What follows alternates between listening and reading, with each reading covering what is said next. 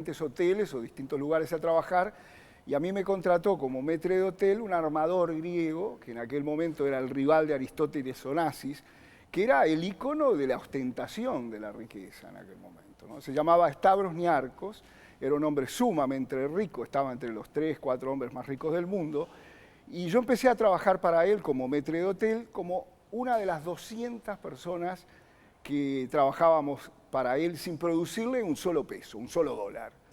Es decir, cuando hablamos de millonarios... ¿Pero qué? ¿Hacía caridad? No entiendo. En caridad no, para nada. Él lo que hacía era riqueza y acumulaba riqueza a través de barcos petroleros, a través de una enorme cantidad de empresas en todo el mundo, que el gasto que le producíamos esas 200 personas, que incluían pilotos de aviones, pilotos de helicópteros, pilotos del transatlántico en manos privadas más grandes del mundo en aquel momento, que era el Atlantis, no le generábamos el 1% del gasto de lo que eran sus ingresos.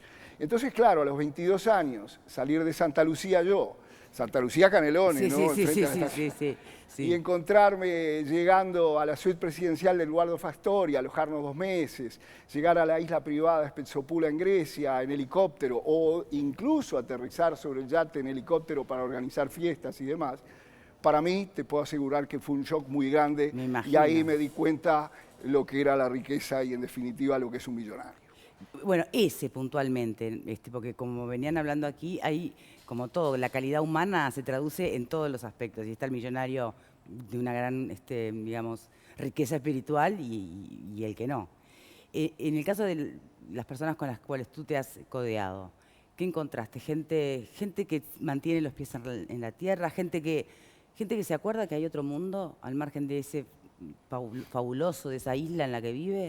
Es bastante difícil. ¿O solo se manejan entre ellos, digamos? Por eso, ahí está, se guetizan, se acaba el término. Ellos viven en un gueto, estamos hablando de lo que en aquel momento se llamaba el jet set. Sí. El jet set era cuando no existían prácticamente los aviones privados, nosotros viajábamos en un 737 que de repente íbamos carreteando la pista y había que pararlo porque se habían olvidado de algo.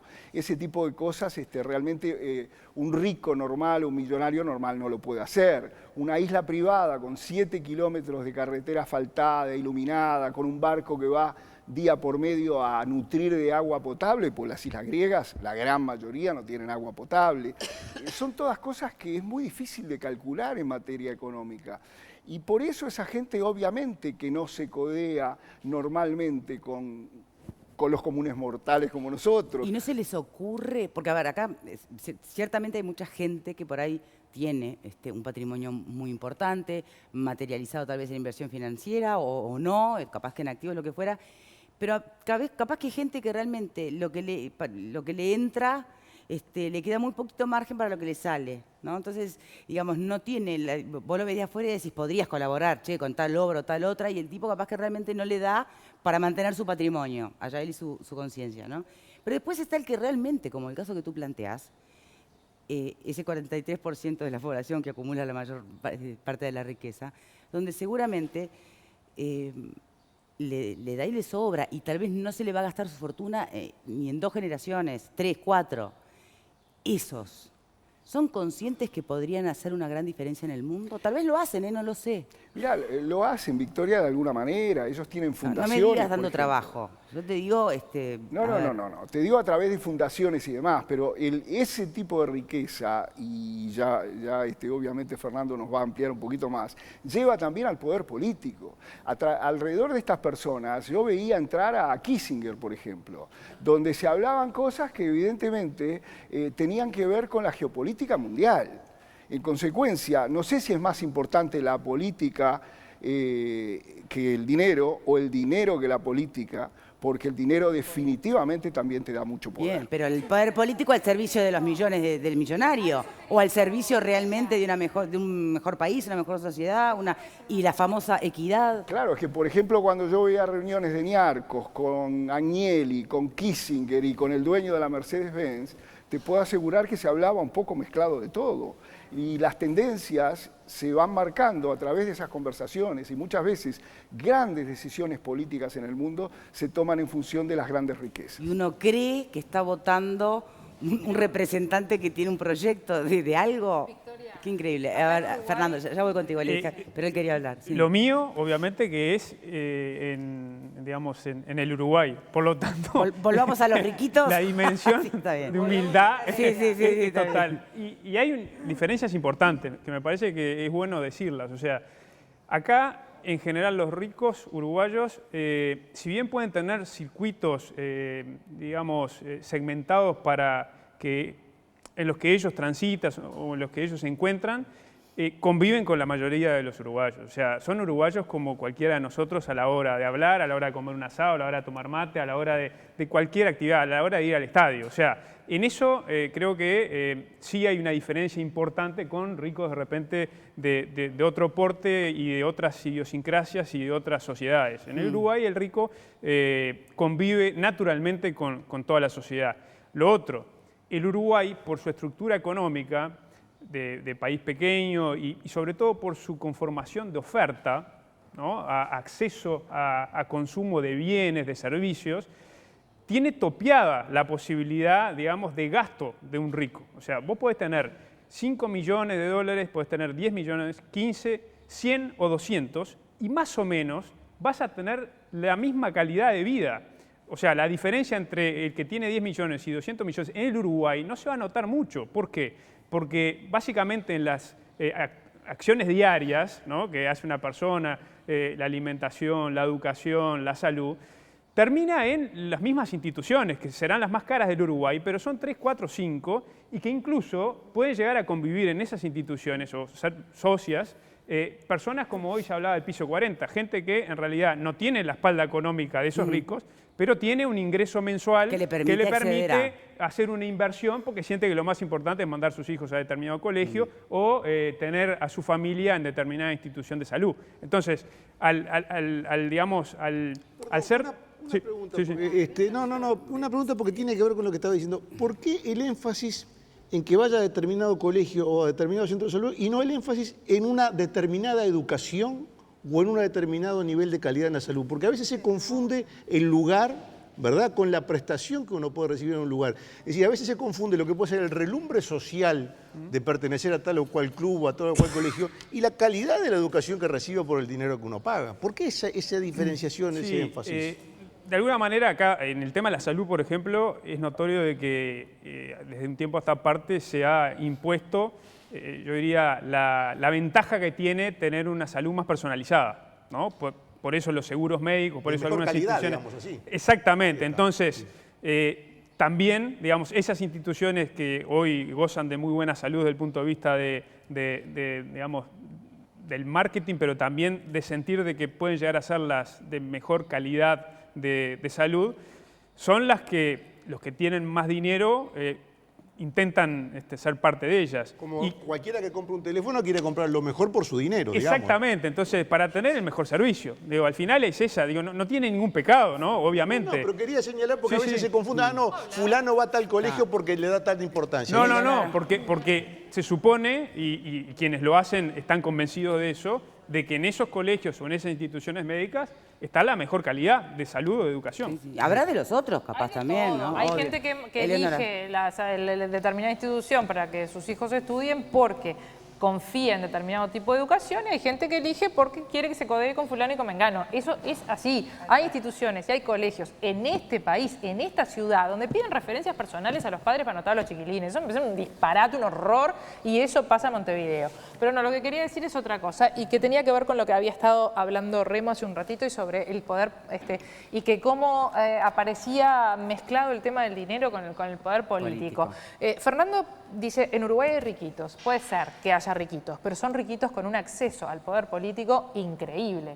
Todos los riquitos uruguayos tienen acceso al poder político de todos los partidos. A politiquitos. A politiquitos, como quieras decirle, pero acceden y han accedido y han estado al lado y pegadísimos de Julio María Sanguinetti, de Luis Alberto Lacalle, de Tabaré Vázquez, de José Mujica, o sea, todos los ricos que, por lo menos de los que Fernando habla en el libro, se nota y se sabe no pueden que prescindir el uno del otro. Que tienen, pero pueden prescindir, pero tienen un acceso facilísimo al poder político. Entonces, no importa si son ricos o riquitos, tienen acceso al poder. Eso no les quepa ninguna duda. Aclaro que me corresponde las generales de la ley, porque también asumí como diputado suplente el mes pasado. Si bien tengo poca actuación, también integro de alguna manera a la Cámara de Diputados. Pero hay como una relación carnal. Definitivamente que hay una atracción muy fuerte entre el poder, el dinero y la política. Pero es un brete terrible, ¿eh? Es un brete terrible, porque terminan, yo como político, digamos, totalmente sujetos o sometidos, me imagino yo, más el poder político al económico que viceversa, ¿no? Mira, yo lo que siento... No, depende. Un comentario. A ver. Dale. Primero... Bueno, dale. Bueno, Primero vos. no, yo quería decir algo que lo tengo un poquito atragantado, ¿no? Porque en realidad tiene que ver justamente con ese abordaje que tú hiciste entre la relación entre el poder económico y el poder político, que existe y existirá, y no me parece mal. Lo que sí me parece mal es el financiamiento de las campañas electorales. Bueno, a eso voy con lo del brete. ¿Y por qué lo tengo atragantado? Porque en 10 años del gobierno de mi partido no se ha hecho nada. Yo que he participado en muchísimas campañas electorales, mucho antes de que el Frente Amplio fuera gobierno, sé que el mayor gasto de una campaña electoral es la televisión. Y aquí se paga por voto, la Corte Electoral paga por voto. Si se lograra mediante una ley espacios en la televisión para que cada candidato presente su programa, haya debate en torno a la propuesta, etcétera, y eso fuera gratuito, el dinero que se recibe de la Corte Electoral se podría usar simplemente para otras actividades de la política que también exigen dinero y esfuerzo. Y también no quiero hablar del gasto innumerable en papeletas, que da vergüenza saber la cantidad de papeletas que se imprimen para poder votar. ¿No es más preocupante pensar en la dependencia que se genera? No, pero bueno, entre por eso termino. Las empresas que financian esas campañas. Pero termino. Si ese sistema por el cual el gasto de la campaña electoral sube tanto no existiera, porque ¿por qué salen a pedir y a manguear a todos los empresarios? Sí. Pasan la canasta. Y efectivamente, a pesar de que es transparente, porque la ley electoral exige que la donación esté explícita y luego tenés que presentar en la Corte Electoral de dónde sacaste la plata, cómo la usaste, etcétera, etcétera, no es tan transparente. Y yo no estoy tan segura de que no queden atados intereses entre quien me prestó plata y entre... Esa ley es perversa porque esa ley aprobada, que tenemos hoy, es aprobada en el 2009, se aprobó en el 2009 la ley de financiamiento de partidos políticos, donde, como bien dice Selva, está la financiación pública, el financiamiento público que todos conocemos, porque por cada voto es 0,53 UI o 0,73, bueno, no sé. Entonces, pero hay un financiamiento público que todos conocemos y que todos sabemos cuánto le va a llegar a cada partido, porque todos también sabemos cuántos votos tiene determinado partido, y un financiamiento privado donde se exige que se rindan cuentas de ese financiamiento privado, pero si las cuentas no se rinden, no pasa nada. Y no hay manera de auditar esas cuentas. Entonces, la parte del financiamiento privado de las campañas políticas es perversa. Y la votaron los propios políticos. Y no tenemos manera de controlar. Y además de no tener manera de controlar, no hay quien pueda sancionar. No hay sanción. Entonces... a ver, no se pueden contratar para obra pública empresas que hayan financiado campañas. ¿Quién controla que hoy las obras públicas no las estén ejecutando empresas que hayan financiado campañas? No lo controla nadie. Amado, ¿puedo decir algo más? Permíteme, me gustaría que Amado, que está desde hoy tratando de... Obviamente me comprenden la general ley porque estoy adentro de la política y este fenómeno, digamos, lo vivo muy de cerca, por lo menos de hace 3 campañas, ¿no? Quizás con mayor protagonismo en las últimas 2 campañas, pero ya del 2004 veo cómo funciona el tema del financiamiento. Y la verdad es que yo comparto lo que dice Eleonora, porque digamos, si bien estamos mejor porque hay una ley, y el hecho de que haya una ley es por lo menos una intención de mejorar, una intención de que haya voluntad política para que haya cambios en cuanto a lo que era el financiamiento o cómo era el financiamiento antes, hoy día termina siendo un saludo a la bandera. ¿Por qué?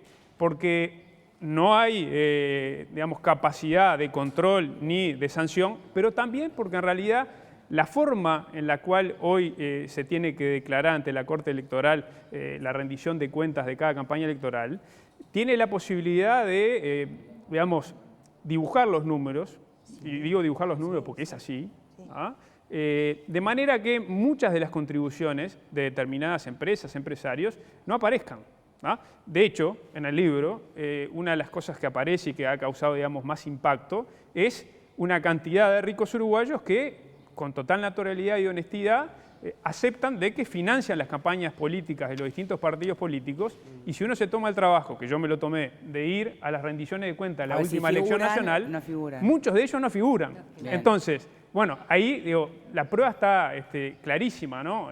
Se puede, digamos, ocultar de quién, o en algunos casos se puede ocultar determinadas contribuciones, incluso en la propia rendición de cuentas. Yo lo que creo es que en este tema hay mucha hipocresía de todos, me incluyo. Hay mucha hipocresía del sistema político que cuando está en una posición, digamos, de beneficio, o sea, yo soy un partido que vengo bien y entonces voy a lograr recaudar muchas mayores cantidades de dinero de parte del empresariado porque soy el caballo del comisario, bueno, prefiero no tocar este tema ahora. En todo caso lo tocaré cuando esté más en la llaga y tenga menos posibilidad de conseguir más dinero. Al mismo tiempo, funciona en esto, y funciona un corporativismo, ¿no?, de tratar de que todas estas cosas se sepan lo menos posible.